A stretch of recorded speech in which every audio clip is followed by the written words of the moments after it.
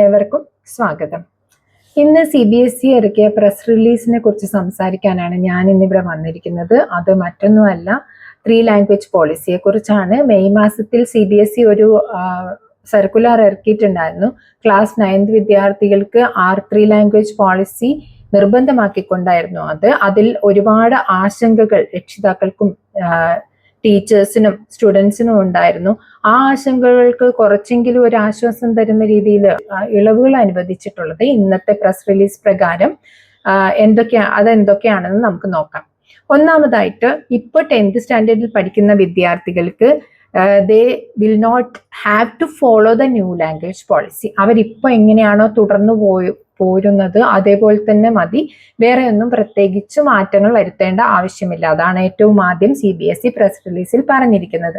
രണ്ടാമതായി CBSE പറഞ്ഞിരിക്കുന്നത് 7th-ലെയും 8th-ലെയും 9th-ലെയും students, ഈ ക്ലാസ്സുകളിൽ പഠിക്കുന്ന വിദ്യാർത്ഥികൾ 10th-ലേക്ക് പോകുമ്പോൾ മൂന്നാമത്തെ ഭാഷയ്ക്ക് CBSEയുടെ ബോർഡ് എക്സാം ഉണ്ടാവില്ല.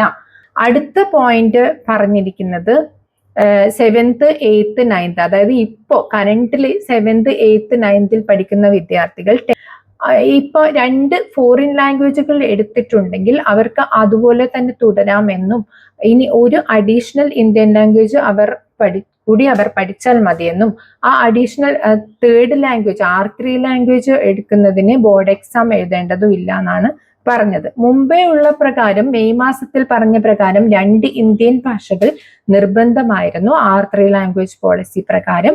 പക്ഷെ അതിലൊരു താൽക്കാലികമായിട്ട് ഇളവ് കൊടുത്തിട്ടുണ്ട്. ഇപ്പോ 2026-27 7th-ലും 8th-ലും 9th-ലും പഠിക്കുന്ന സ്റ്റുഡൻസിന് ആണ് CBSE ഈ ഇളവുകൾ അനുവദിച്ചിരിക്കുന്നത്. ഇനി നാലാമതായിട്ട് CBSE പറഞ്ഞിരിക്കുന്നത് ഈ ഗ്രേഡ് അപ്രോപ്രിയേറ്റ് ആയിട്ടുള്ള സ്റ്റഡി മെറ്റീരിയൽ, റിസോഴ്സ് മെറ്റീരിയൽസ് ലഭ്യമാക്കുന്നതായിരിക്കും. മെയ് മാസത്തിൽ അതിനെക്കുറിച്ചൊരു വ്യക്തത ഉണ്ടായിരുന്നില്ല. ഇപ്പൊ അതിനെക്കുറിച്ചൊരു വ്യക്തത തന്നിട്ടുണ്ട്. Material would be made available in a time bound manner എന്ന് പറഞ്ഞിട്ടുണ്ട്. അഞ്ചാമതായിട്ട് CBSE പറഞ്ഞിരിക്കുന്നത് language learning will be meaningful, engaging and enriching to contribute holistic development. അപ്പൊ ലാംഗ്വേജ് പഠനം കുട്ടികൾക്ക് എപ്പോഴും അർത്ഥവത്തും അവരെ നന്നായിട്ട് ഇൻവോൾവ് ചെയ്യിക്കുന്ന രീതിയിലും അവർക്ക് നന്നായിട്ട് എൻറിച്ച് ചെയ്യുന്ന രീതിയിൽ അവരുടെ ലാംഗ്വേജ് അറിവിനെ, കമ്മ്യൂണിക്കേഷനെ ഒക്കെ എൻറിച്ച് ചെയ്യുന്ന രീതിയിലും ആക്കി അവർക്ക് ഒരു സമഗ്രമായൊരു വികസനമാണ് ഈ ലാംഗ്വേജിന്റെ കാര്യത്തിൽ CBSE ലക്ഷ്യമിടുന്നത് എന്നും CBSE പറയുന്നുണ്ട്. ഇതാണ് 5 പോയിന്റ്സ് CBSE പറയുന്നത്. ഇതിൽ രക്ഷിതാക്കൾക്കും വിദ്യാർത്ഥികൾക്കും ടീച്ചേഴ്സിനും ഒക്കെ ഒരുപാട് ആശ്വാസം തരുന്നതാണ്. പിന്നീട് ഏറ്റവും അവസാനം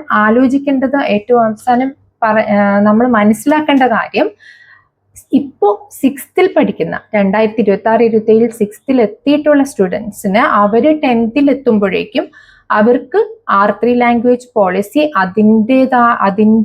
അതെങ്ങനെയാണോ വേണമെന്ന് NEP പറഞ്ഞിരിക്കുന്നത് അതിന്റെ ഒരു പൂർണ്ണമായ രീതിയിൽ തന്നെ അവർക്ക് അത് നടത്തുന്നതായിരിക്കും എന്നുള്ളൊരു ഇൻഡിക്കേഷൻ നമുക്ക് ഇന്നത്തെ പ്രസ് റിലീസിൽ നിന്നും മനസ്സിലാക്കാവുന്നതാണ്. പക്ഷെ ഇവിടെയുള്ളൊരു പോസിറ്റീവ് ആയിട്ടുള്ള കാര്യം എന്ന് പറയുന്നത് അവർക്ക് ആ കുട്ടികൾക്കാണെങ്കിലും ഒന്ന് മെന്റലി ഇത് പ്രിപ്പയർഡ് ആയിക്കൊണ്ട് മുന്നോട്ട് പോകാനുള്ള ഒരു സമയമുണ്ട് എന്നുള്ളതാണ് ഇവിടെയുള്ള ഒരു കാര്യം. ഇപ്പോ കഴിഞ്ഞ മെയ്യിലെ സർക്കുലർ കണ്ടപ്പോ തന്നെ ഒരുവിധം എല്ലാ സ്റ്റുഡൻസും ടീച്ചേഴ്സും പാരന്റ്സും എല്ലാവരും തന്നെ വളരെ ആശങ്കയിലായിരുന്നു. കാരണം അവർക്ക് പെട്ടെന്നാണ് അവരിങ്ങനെ ഒരു കാര്യം, കഴിഞ്ഞ വർഷം ആദ്യമൊന്നും നമുക്ക് ഇങ്ങനെയൊന്നും ചിന്തിച്ചിട്ടേ ഇല്ലായിരുന്നു. പക്ഷെ പെട്ടെന്ന് ഇങ്ങനെ ഒരു CBSEയുടെ അറിയിപ്പ് വന്നപ്പോൾ ആരും മെന്റലി പ്രിപ്പയർഡ് ആയിരുന്നില്ല. പിന്നെ കുറെ കുട്ടികൾ ഫോറിൻ ലാംഗ്വേജ് പഠിക്കുന്നവരുണ്ടായിരുന്നു. അവർക്ക് പെട്ടെന്ന് ഒരു ഇന്ത്യൻ ഭാഷ അഡീഷണൽ പഠിക്കണം, 1-2 ഇന്ത്യൻ ഭാഷകൾ അഡീഷണൽ പഠിക്കണം, അവരുടെ ഫോറിൻ ലാംഗ്വേജ് ഒന്നും ഇതിനൊന്നും ഇൻക്ലൂഡ് ആവുന്നേ ഇല്ല. അങ്ങനെയൊക്കെ ഉള്ള ഒരുപാട് ആശങ്കകൾ ഉണ്ടായിരുന്നു. അപ്പൊ അതൊക്കെ നീക്കിയിട്ടോന്ന് വിചാരിക്കുന്നു. ഇന്നത്തെ പ്രസ് റിലീസ് അതാണ് സൂചിപ്പിക്കുന്നത്. അതുകൊണ്ട് എല്ലാവരും ആശ്വാസത്തോടെ ഇരിക്കുക. നമ്മുടെ കുട്ടികൾക്ക് നല്ലത് വരട്ടെ. എല്ലാവർക്കും നമസ്കാരം. മറ്റൊരു വീഡിയോയുമായി കാണുന്നത് വരെ.